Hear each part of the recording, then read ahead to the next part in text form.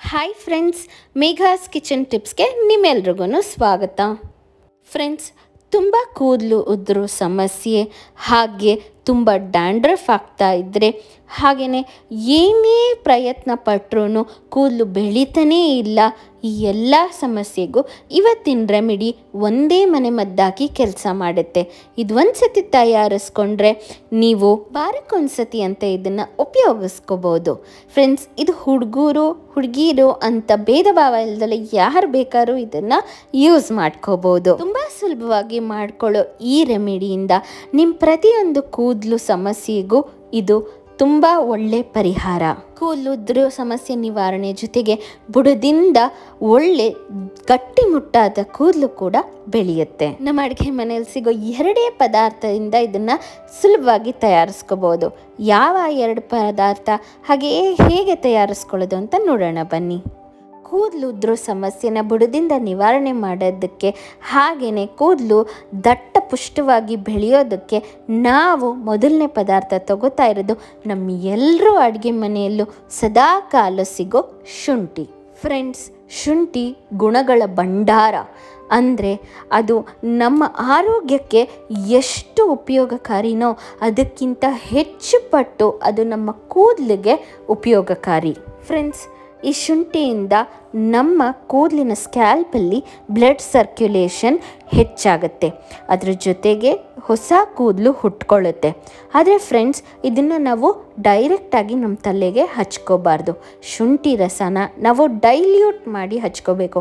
ಯಾಕೆಂದರೆ ಶುಂಠಿ ರಸ ತುಂಬ ಸ್ಟ್ರಾಂಗ್ ಇರೋ ಕಾರಣ ನಾವು ಅದನ್ನು ನಮ್ಮ ಸ್ಕ್ಯಾಲ್ಪ್ಗೆ ಡೈರೆಕ್ಟಾಗಿ ಹಚ್ಚಬಾರ್ದು. ಫ್ರೆಂಡ್ಸ್, ನಮ್ಮ ಕೂದಲಲ್ಲಿ ಡ್ಯಾಂಡ್ರಫ್ ಸಮಸ್ಯೆ ಹೆಚ್ಚಾದಾಗ ಅದರಿಂದ ಇನ್ಫೆಕ್ಷನ್ ಆಗಿ ಕೂದಲು ಉದುರೋ ಸಮಸ್ಯೆ ಕೂಡ ಹೆಚ್ಚಾಗುತ್ತೆ. ಆದರೆ ಈ ಶುಂಠಿ ರಸ ಡ್ಯಾಂಡ್ರಫ್ನ ಬುಡದಿಂದ ಕಿತ್ತೊಗೆಯೋದಕ್ಕೆ ಸಹಾಯ ಮಾಡಿ ಅದರ ಜೊತೆಗೆ ಒಂದು ದಿವ್ಯ ಔಷಧಿಯಾಗಿ ಇದು ಕೆಲಸ ಮಾಡುತ್ತೆ. ಫ್ರೆಂಡ್ಸ್, ನಾವು ಒಂದು ಚಿಕ್ಕ ಪೀಸ್ ಶುಂಠಿನ ತಗೋಬೇಕು. ಚಿಕ್ಕ ಪೀಸ್ ಶುಂಠಿ ಸಾಕು. ಇದನ್ನು ಈ ಥರ ಹೆರ್ಕೊಂಡ್ಬಿಟ್ಟು ಚೆನ್ನಾಗಿ ನಾವು ಇದನ್ನು ತುರ್ಕೋಬೇಕಾಗತ್ತೆ. ಫ್ರೆಂಡ್ಸ್, ನೀವು ಒಂದು ಚಿಕ್ಕ ಪೀಸ್ಗಿಂತ ಹೆಚ್ಚಾಗಿ ತೊಗೊಳಕ್ಕೆ ಹೋಗಬೇಡಿ.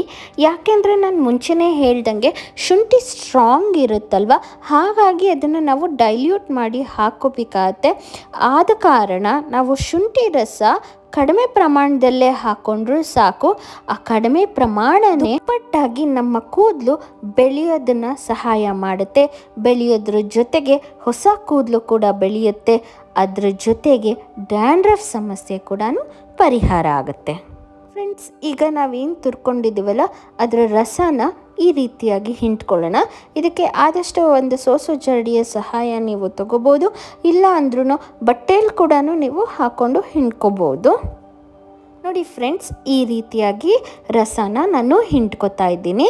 ಫ್ರೆಂಡ್ಸ್, ಇದಾದಮೇಲೆ ನಮಗೆ ಬೇಕಾಗಿರೋ ಸೆಕೆಂಡ್ ಇಂಗ್ರೀಡಿಯೆಂಟ್ ಅಂದರೆ ಕೊಬ್ಬರಿ ಎಣ್ಣೆ.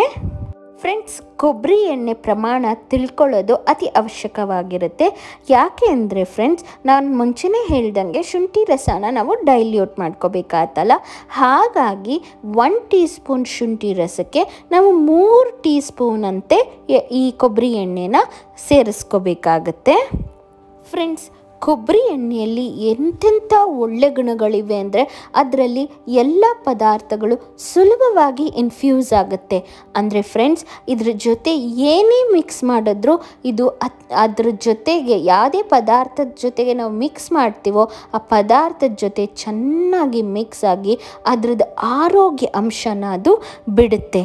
ಹಾಗಾಗಿ ಇದು ಮುಖ್ಯ ಕಾರಣ ನಾವು ಶುಂಠಿ ರಸನ ಕೊಬ್ಬರಿ ಎಣ್ಣೆ ಜೊತೆ ಮಿಕ್ಸ್ ಮಾಡ್ಕೋತಾ ಇರೋದು. ಫ್ರೆಂಡ್ಸ್, ಈಗ ಕೊಬ್ಬರಿ ಎಣ್ಣೆನ ಶುಂಠಿ ರಸಕ್ಕೆ ಮಿಕ್ಸ್ ಮಾಡೋಣ.